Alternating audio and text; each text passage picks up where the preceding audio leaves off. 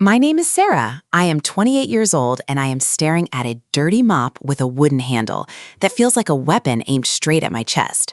The grand opening of the artisan bakery we built from the ground up is buzzing with local influencers and wealthy patrons, the air thick with the smell of freshly baked sourdough and expensive espresso.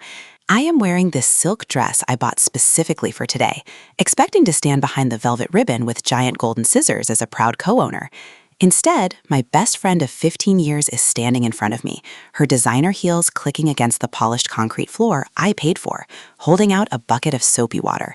The music is pulsing in the background, but all I can hear is the rushing of blood in my ears as she casually gestures toward the back hallway and tells me someone spilled coffee near the restrooms and that I need to go clean it up right now. A million questions explode in my head as I look into her eyes, searching for a joke, a punchline, anything to explain why she is treating me like the hired help when I gave her every single penny of my life savings to make this dream happen. A cold chill runs down my spine, not of anger, but of pure humiliation, as I realize the horrific truth of what she has done to me, and the revenge I am about to unleash is something she will never see coming. Before I dive into the rest of this absolute nightmare, I want to take a quick second to ask you guys something. I always love knowing where my stories are reaching, so please let me know down in the comments what city or state or even country you are listening from right now. It really helps me feel connected to all of you. Now, to truly understand the depth of this betrayal, I have to take you back to how this whole thing started. Chloe and I were inseparable since we were little kids in middle school. We shared our deepest secrets, our clothes, and eventually our biggest dreams for the future. While I was the practical one, always saving my allowance and working part-time jobs, Chloe was the dreamer with a million incredible ideas, but never a dollar to her name. I loved her boundless energy, and I always thought our differences made us the perfect team. I trusted her more than anyone else in the world, and that blind trust was exactly what she weaponized against me to steal my future. For 5 brutal years after graduating college, my daily routine was a relentless nightmare of physical and mental exhaustion. I worked a demanding corporate administrative job from 8 in the morning until 5 in the afternoon, dealing with difficult managers and endless spreadsheets. Then I would rush across town, change into a greasy polyester uniform in the tiny employee bathroom, and wait tables at a busy downtown diner until past midnight. My feet were constantly covered in painful blisters, and there were nights I just sat in my car in the driveway and cried from the sheer physical pain of standing for 16 hours straight. Every single tip I earned, every overtime paycheck I could squeeze out of my corporate job, went straight into a high-yield savings account. I was denying myself vacations, new clothes, and even decent meals out with friends, living off cheap instant noodles and sheer willpower just to build a secure safety net for myself. I managed to scrape together exactly $50,000 through all that daily suffering. It was my ultimate safety net, my ticket to a better future, representing the literal blood, sweat, and tears of my entire 20s sitting safely in a bank account. That was when Chloe, who was also 28 years old, came over to my tiny apartment one evening with a massive binder full of glossy printouts and a wild, ambitious look in her eyes. She slammed the heavy binder down on my cheap coffee table and pitched the grand idea of an upscale bakery and cafe in the trendy arts district of our city. She had the artisan recipes, the aesthetic vision for the decor, and a brilliant marketing plan. All she needed was the financial capital to secure the commercial lease and buy the expensive kitchen equipment. She looked me dead in the eye, holding my hands tightly across the table, and promised me that if I funded the startup costs, we would be equal 50-50 partners in the business. She painted this beautiful, intoxicating picture of us drinking champagne in our own storefront, being our own bosses, and never having to answer to anyone ever again.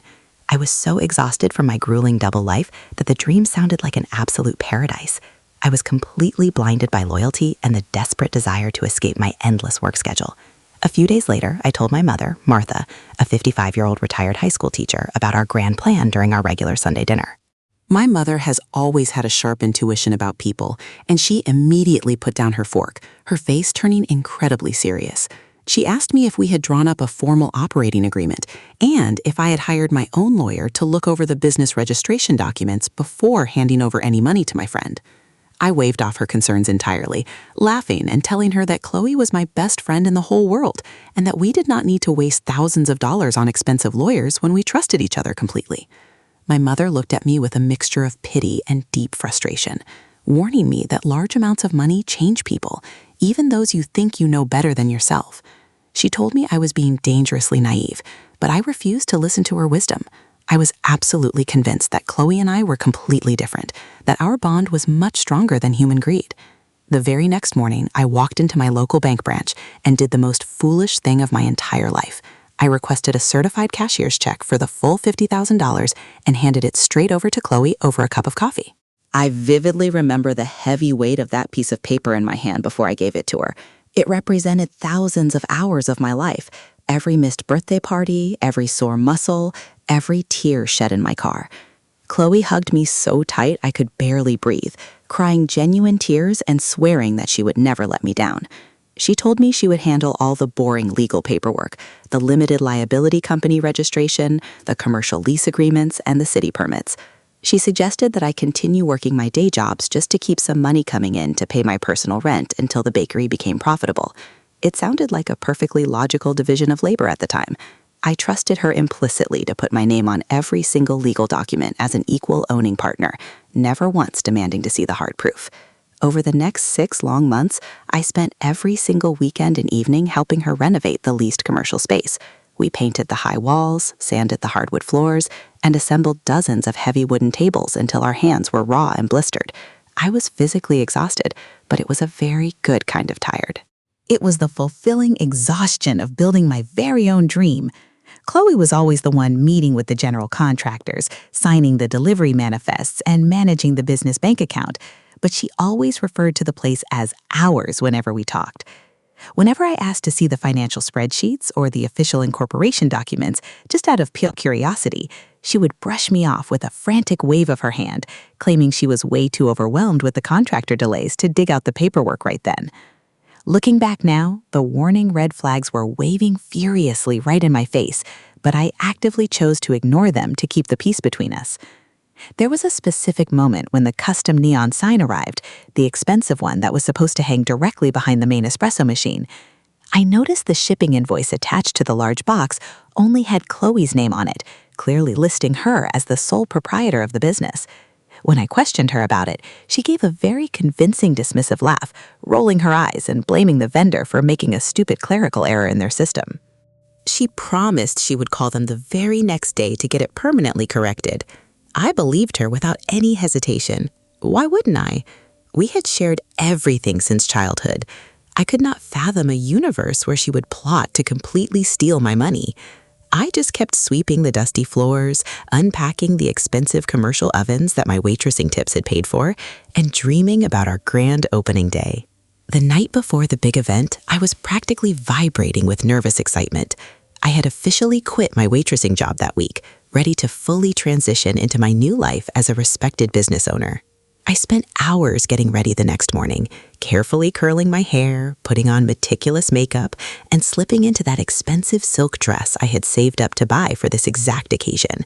I even bought a beautiful, expensive bouquet of fresh flowers to give to Chloe, a symbol of our shared victory and hard work. When I finally pulled up to the bakery, there was already a massive line forming outside the door. My heart was absolutely soaring with immense pride. The massive glass windows were gleaming in the morning sun. The interior was beautifully decorated with expensive balloons, and it looked exactly like the paradise she had pitched to me in my living room all those months ago. I walked past the line of waiting customers, giving them a proud, glowing smile, feeling like a local celebrity arriving at her own movie premiere.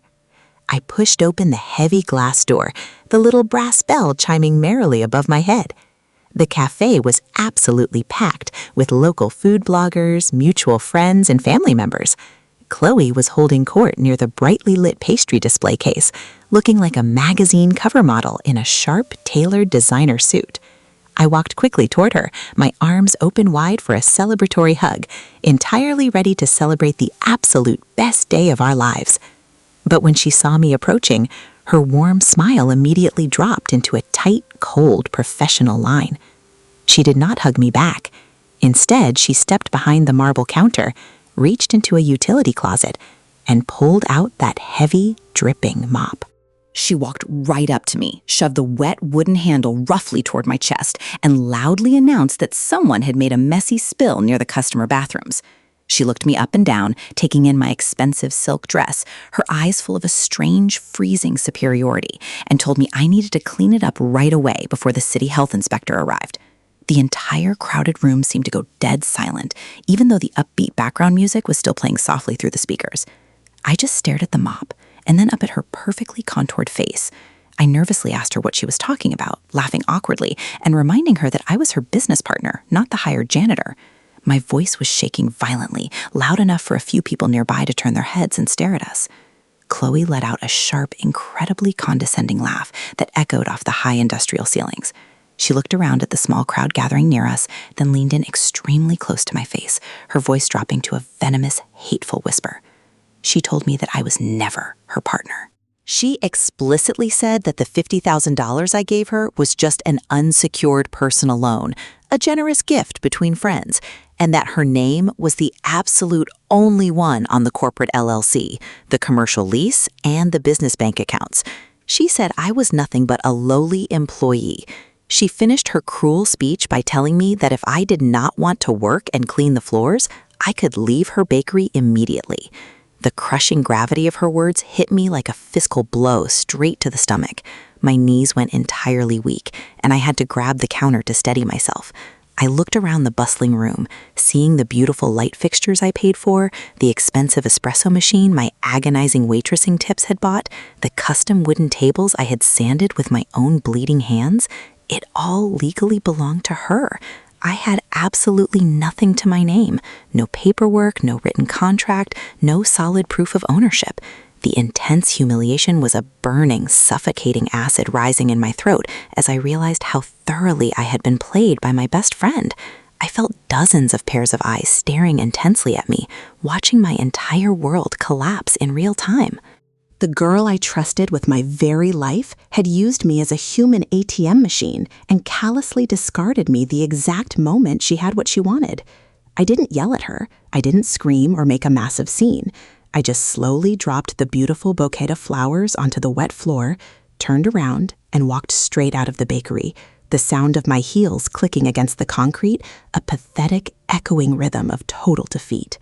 I drove straight to my mother's house, barely able to see the road through my blinding tears. I burst through her front door and collapsed heavily onto her living room floor, sobbing so incredibly hard I thought my ribs would snap in half. Martha rushed over immediately, dropping a heavy basket of folded laundry, and held me tightly while I confessed every single terrible detail. I told her through my gasps for air that she was completely right, that I was incredibly stupid, that I had lost every single penny of my life savings to the person I considered my own sister. I genuinely felt like my life was completely over. I had quit my second job, my bank account was completely empty, and I had absolutely nothing to show for 5 years of agonizing labor. My mother didn't say I told you so, and she didn't judge me. She just gently stroked my hair, let me cry until I had absolutely no tears left in my body, and then she did something that changed the entire trajectory of this story. She firmly lifted my chin, looked me in the eye, and told me to stop crying and start fighting back. That night, I did not sleep a single wink. The crushing, heavy despair slowly hardened into a cold, extremely sharp fury inside my chest. I wasn't just going to let Chloe steal my life and get away with it without a massive war. I opened my laptop and started digging furiously. I went through every single text message, every long email thread, every digital trail we had ever created over the past year. I remembered my mother's wise advice. People who constantly lie and steal always leave a sloppy trail because their arrogance makes them careless. I spent hours scrolling through our massive chat history, taking clear screenshots of every single time she explicitly referred to us as partners, every time she asked for the money specifically for the business we own together, and every time she promised 50% of the total profits. I compiled a massive, incredibly detailed digital folder of undeniable evidence. It wasn't a formal legal contract, but it was a heavily documented history of her malicious deceit. The next morning, my mother and I drove directly to the downtown office of a ruthless commercial litigation attorney named Mr. Henderson, a sharp-eyed man in his early 60s who specialized in complex business disputes. I slammed my massive printed stack of text messages, bank transfer receipts, and emails onto his heavy mahogany desk. I firmly told him I wanted every penny of my money back, and I wanted to completely destroy her stolen business. Mr. Henderson reviewed the thick stack of documents in total silence for what felt like an absolute eternity before finally looking up at me. He did not give me false hope, but he gave me a brilliant, aggressive legal strategy. He explained that while I did not have a formal partnership agreement signed in ink, I had a massive winnable case for promissory estoppel and fraudulent inducement. Chloe had knowingly and maliciously lied to extract massive funds from me under the false pretense of a legal partnership. He explicitly told me it would be a brutal, exhausting legal fight, but we had more than enough ammunition to immediately freeze her business assets. 3 days later, while Chloe was busy posting glamorous, fake photos of her successful first week on social media, a professional process server walked right into the bakery during the busy morning rush hour. He handed her a massive stack of legal documents right in front of a long line of paying customers. We weren't just suing her for the original $50,000. Mr. Henderson aggressively filed for the original amount, plus massive punitive damages, all legal fees, and an immediate court injunction to completely freeze the business bank accounts until the legal dispute was fully resolved. I wasn't there to see her face, but I heard from a mutual friend that she completely lost her mind, screaming hysterically at the process server and throwing a hot cup of coffee at the freshly painted wall. The smug, untouchable facade she had worn so proudly at the grand opening was instantly and violently shattered into a million pieces.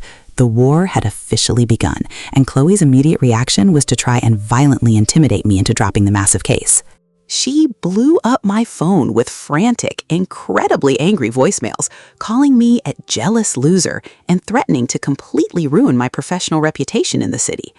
I did not answer a single call or text. Mr. Henderson had strictly forbidden me from communicating with her outside of the legal arena. When her cheap intimidation tactics completely failed, her aggressive tone rapidly shifted to sheer, unadulterated panic. The financial injunction had successfully gone through the court system. The judge had carefully looked at my extensive evidence of her text messages promising a partnership and ordered a total freeze on all business assets. Chloe suddenly couldn't pay her expensive vendors. She couldn't pay her new employees. She couldn't even buy basic flour. Her shiny new empire was rapidly choking to death. The absolute desperation peaked when she actually showed up uninvited at my mother's house, banging aggressively on the front door in tears, begging to speak with me. I stood firmly on the porch, my arms tightly crossed, flanked by my mother, who looked entirely ready to call the police on her. Chloe was an absolute mess. Her expensive designer clothes were deeply wrinkled. Her makeup was smeared down her cheeks, and she looked like she hadn't slept in several days.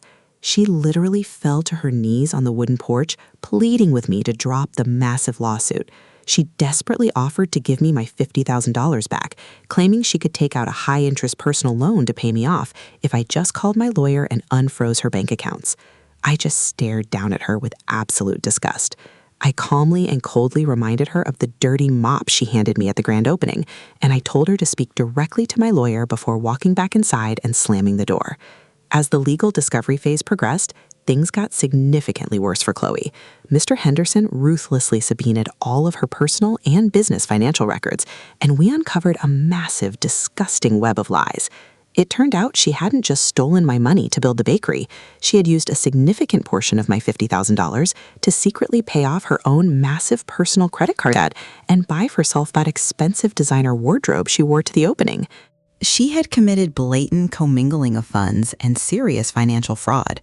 When Mr. Henderson presented this undeniable evidence during our mediation session, Chloe was ruined.